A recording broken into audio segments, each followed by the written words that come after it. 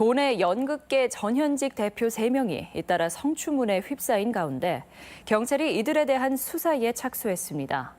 공소시효는 지나지 않았지만 친고죄 규정과 증거 확보 등의 난제가 있어 경찰이 수사에 신중을 기하고 있습니다. 박연선 기자입니다. 연극 배우 송원 씨의 고백에서 출발한 도내 미투 운동. 송 씨가 가해자로 지목한 극단 명태의 전 대표 최경성 씨를 시작으로 박모 교수, 백모 대표 등 연극계에서만 3명의 유력 인사가 가해자로 지목됐습니다. 경찰은 이들과 함께 대학 출강 당시 제자들을 성추행한 것으로 알려진 인권단체 대표 출신 전모 씨까지 모두 4명에 대해 즉각 수사에 착수했습니다.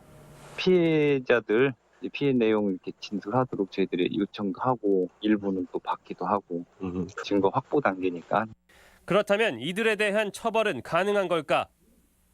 먼저 최 씨는 지난 2010년 1월 송 씨를 모텔로 유인해 성추행한 혐의를 받고 있는데 당시 사건 발생 6개월 이내 고소해야 하는 친고죄 규정이 있어 이 혐의만으로는 처벌이 어려울 수 있습니다.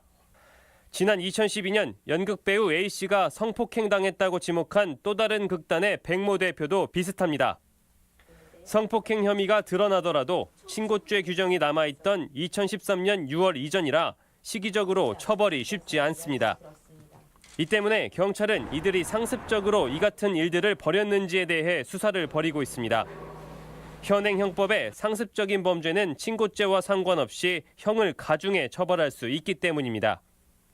성추문 이후 자살을 시도했던 박모 교수와 인권단체 대표 출신 전모 씨의 경우 현재 알려진 시점을 적용할 경우 친고죄 폐지 이후여서 강제추행 적용에는 문제가 없습니다. 이 때문에 경찰은 피해자 조사를 통해 혐의에 대한 구체성과 진실성을 확보하는 것이 중요하다고 보고 수사에 신중을 기하고 있습니다. MBC 뉴스 박연선입니다.